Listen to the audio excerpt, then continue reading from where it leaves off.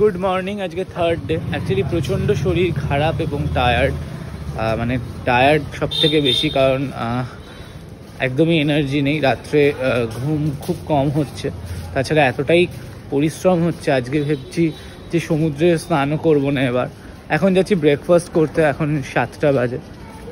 সমুদ্রে আসবো না ঠিক হয়েছিল, মানে এখন স্নানে আসবো না কারণ ভালো লাগছিল না, বাট ফাইনালি এসছি। স্নানে একটু নামবো।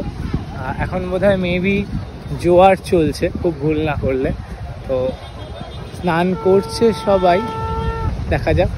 আর কি সুন্দর ভিউটা জাস্ট তোমরা দেখো একবার।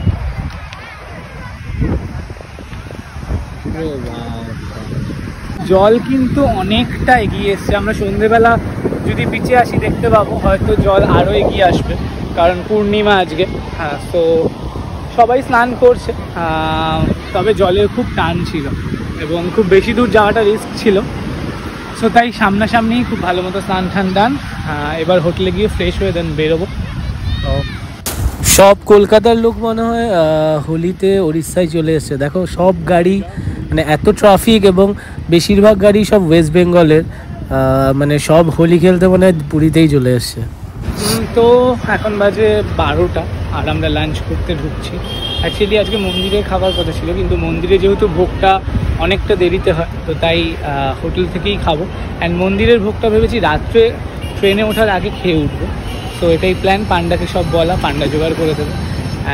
তো চলো আগে খাওয়া দাওয়া করি, তারপর একটু আমি শপিং করতে যাব। তারপর তো লাঞ্চ ফাঞ্চ তো করলাম, দেন এবার চলে এসে একটু কেনাকাটা। বলেছিলাম প্রচণ্ড গরম, বাট কেনাকাটা করতে আসার কথা ছিল, তো কেনাকাটা করতে এসেছি। উড়িষ্যা গভর্নমেন্টের একটা দোকান আছে, যেটা খুঁজি বয়নিকা দোকানটার নাম। এটা হলো বয়নিকা, যেটা খোঁজে আসলাম সেটা হলো, এটা হলো উড়িষ্যা গভর্নমেন্টের দোকান, এবং দাম জানি না কেমন হবে। ওই দোকানে তো প্রচণ্ড দাম, ওই জন্য কিছু কিনতেই পারলাম না। তো পাশের দোকানে চলে এসেছি, একটা বাচ্চার জন্য কিছু কেনাকাটা করব। বেশি কিছু কিনবো না, কারণ কয়েকদিন আগেই ঘুরে আসলাম, এত কেনা। উড়িষ্যার গামছা এগুলো এই দোকানে বেশ ভালোই, মানে জিনিসপত্রগুলো তো দেখে মনে হলো দামটাও ঠিকঠাক। আগের দিন খাজা কিনেছিলাম কিছুটা, বাট আজকে গাঙ্গুরাম থেকে আদ্যা মায়ের জন্য ঘিয়ে ভাজা খাজা নেব। কোথাও গেলে আদ্যা মায়ের জন্য কিছু না কিছু নেই, তো এখান থেকেও খাজা নেব। তো সব মোটামুটি কেনা ডান, প্রচুর কিছু কেনা হয়ে গেছে। মানে আমার বললাম না যে কোথাও যাবো কিনবো না, এটা হয় না, প্রচুরই কেনার হ্যাবিট। আর ভেবেছিলাম কিছু কিনবো না, বাট প্রচুর টাকার শপিং হয়ে গেছে। তো প্রচণ্ড গরম, হোটেলে যাই, হোটেলে একটু রেস্ট নেই। তো এখন বাজে 5টা, সাড়ে 5টা প্রায়। এখন ধ্বজা তোলা হবে। জাস্ট মন্দির থেকে ভোগ বেরোলো, বেলা 4টে, সাড়ে 4টে কিন্তু বেজে গেছে, সরি 5টা বাজে। হাড়ির পর হাড়ি ভোগ বেরোচ্ছে, আর ওইদিকে ধ্বজা তোলার জন্য লোক উঠে গেছে, অলরেডি ধ্বজা তোলা হয়েও গেছে। আর এখানে ভোগ দিচ্ছে সবাইকে। আমি এটা ফার্স্ট টাইম দেখলাম, যদিও এর আগে 2বার এসেছিলাম, সেটা খুবই ছোটোবেলায়। আর এই যে মাথায় এরকমভাবে এভরিডে কিন্তু এরকমভাবে ভোগ বেরোয়, এবং খুব সুন্দর লাগলো। মানে কত ভোগ হয়। এভরিডে 5:30টার সময় ধ্বজা তোলা হয়, সরি 5টা থেকে 5:30টা। টোটাল প্রসেসটা চলে প্রায় 1 থেকে 1.5 ঘন্টা, কারণ এরকম একের পর এক উপরে ওঠে, তারপর পুরনো ধ্বজাটাকে খুলে নতুন ধ্বজা পরায়, এবং যারা যারা ধ্বজা দেয় প্রত্যেকের ধ্বজা উপরে টানানো হয়। 365 দিনে কিন্তু এটা হয়, মানে শীত, গ্রীষ্ম, বর্ষা, মানে হেন কোনো কিছু নেই যেটাতে এটা অফ থাকবে, কারণ এটা যদি অফ থাকে তাহলে নাকি খুব সমস্যা, মানে নিয়মের লঙ্ঘন করা হয়। ধ্বজা ওঠানো দেখলাম, তোমাদের ভিডিও করেছি, ডেফিনেটলি শেয়ার করব। খুব সুন্দর, এবং বাইরে করিডোরে এত সুন্দর ব্যবস্থা করে দিয়েছে, এখান থেকেই তোমরা আসলে দেখো, এবং খুব সুন্দর লাগবে। এই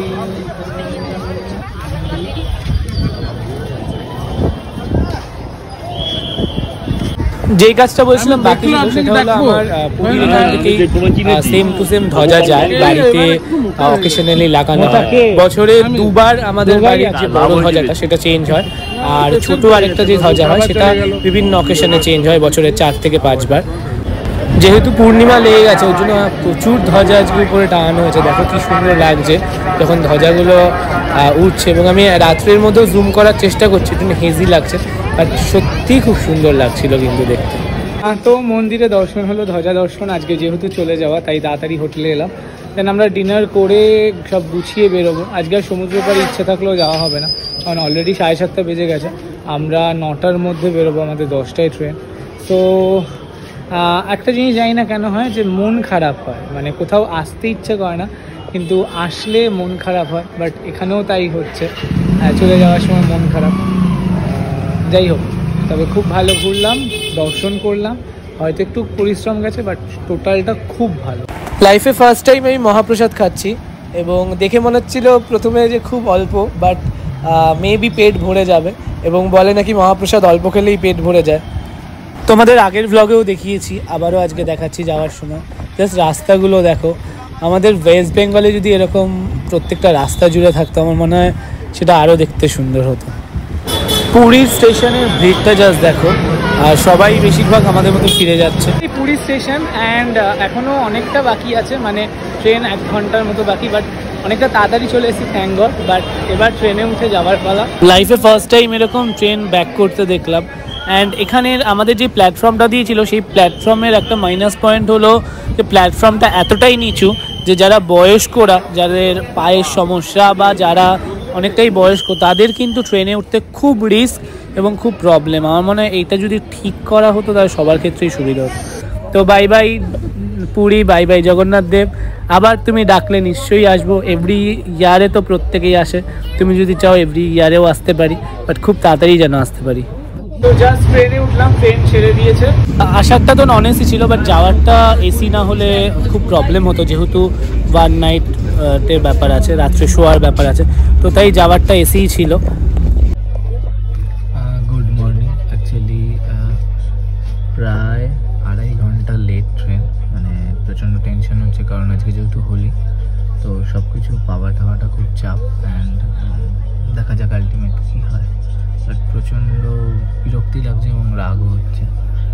এতটা ট্রেন লেট, আনএক্সপেক্টেড, বাট কিছু করার নেই।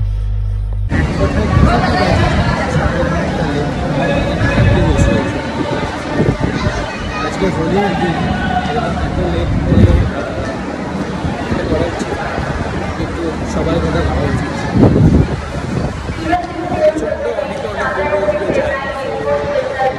আমাদের ট্রেনে অনেকটা লেট ছিল বলে এখন বাজে প্রায় 10টা, আর বাড়িতে যেহেতু আজকে পুজো আছে, দোলের পুজো, সো ওই জন্য ক্যাবে করেই চলে এলাম। নাহলে ভেবেছিলাম যে বাস ফাস করে চলে আসবো একা যেহেতু, বাট হলো না সেটা।